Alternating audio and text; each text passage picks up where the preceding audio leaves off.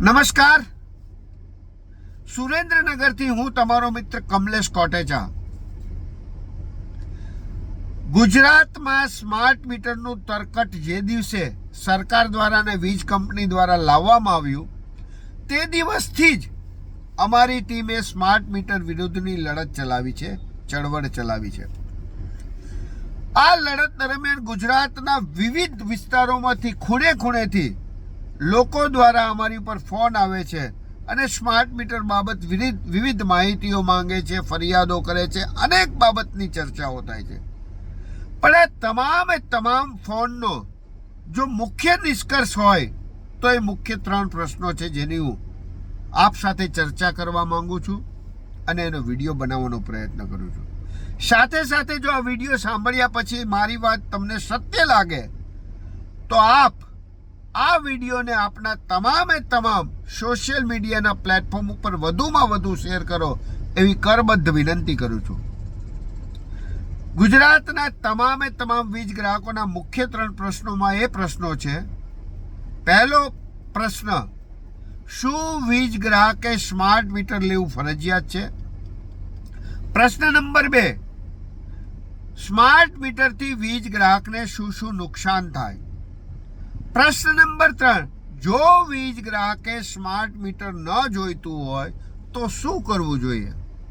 આ 3 પ્રશ્નની ચર્ચા હું મારી સમજણ મુજબ કરવાનો પ્રયત્ન કરું છું. પહેલી વાત, સ્માર્ટ મીટર ફરજિયાત નથી. વીજ ગ્રાહકની ઈચ્છા ન હોય તો વીજ ગ્રાહક સ્માર્ટ મીટર ન નખાવે. સ્માર્ટ મીટર નખાવવું મરજિયાત છે.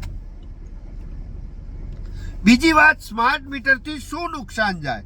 તો સ્માર્ટ મીટરથી અનેક નુકસાનો જાય છે, પરંતુ મુખ્ય 2 નુકસાન અને મુખ્ય 2 વાત કે જે વીજ કંપનીઓ અત્યારે તમારાથી છુપાવે છે એ હું તમને જણાવવા માંગુ છું. વીજ કંપની એવું કહે છે કે આ તમારું મીટર અને જૂના મીટરમાં કંઈ ફેર નથી.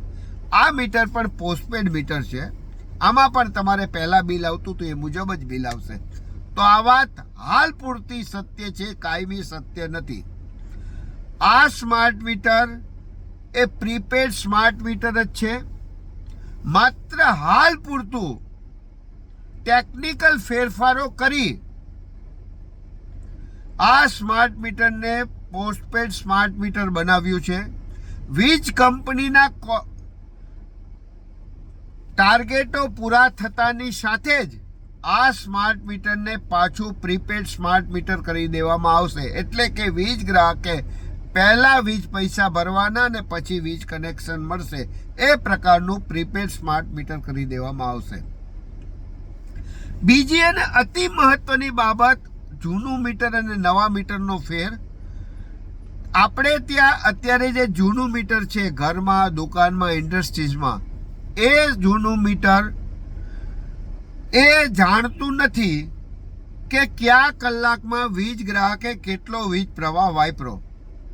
આ નવું મીટર છે એ કયા કલાકમાં વીજ ગ્રાહકે કેટલો વીજ પ્રવાહ વાપર્યો એ આઈડેન્ટિફાઈ કરી શકે છે.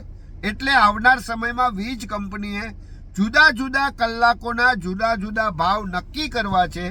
એટલા માટે વીજ ગ્રાહકને ત્યાં આ વીજ મીટર નાખી દેવાની ઉતાવળી છે, તાલાવેલી છે અને દબાણ કરે છે.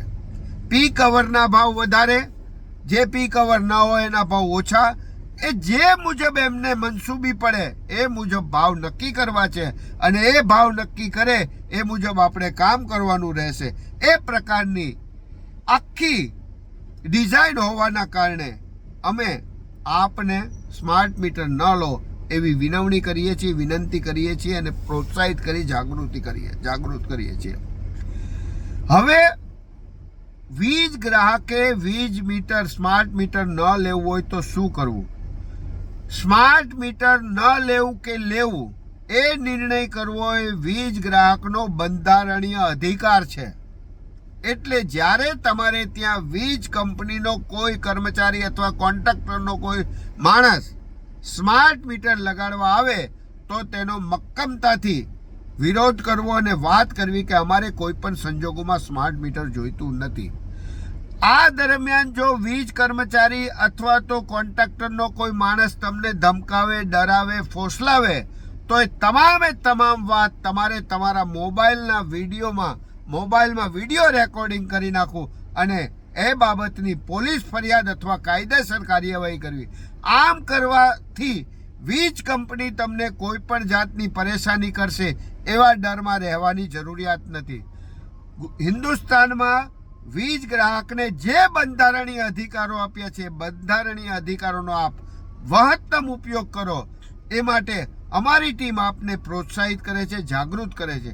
ફરી વખત આપ સૌને વિનંતી કરું છું કે આ સ્માર્ટ મીટરની લડતમાં આક્રમકતાથી એક થઈ લડો. જો આ લડત લડવામાં આપણે નિષ્ફળ જશું અને આપણે ત્યાં વીજ ગ્રાહકોને ત્યાં વીજ કંપની સ્માર્ટ મીટર લગાડવામાં, ઠોકી દેવામાં સફળ જશે તો આપણે પરેશાન થઈ જશું, ત્રાહિમામ થઈ જશું અને વીજ કંપનીના રીતસરના ગુલામો એ મુજબ આપણે જીવવું પડશે, જેની હું આપ સૌને નોંધ લેવડાવું છું. જય હિન્દ, વંદે માતરમ, ભારત માતા કી જય.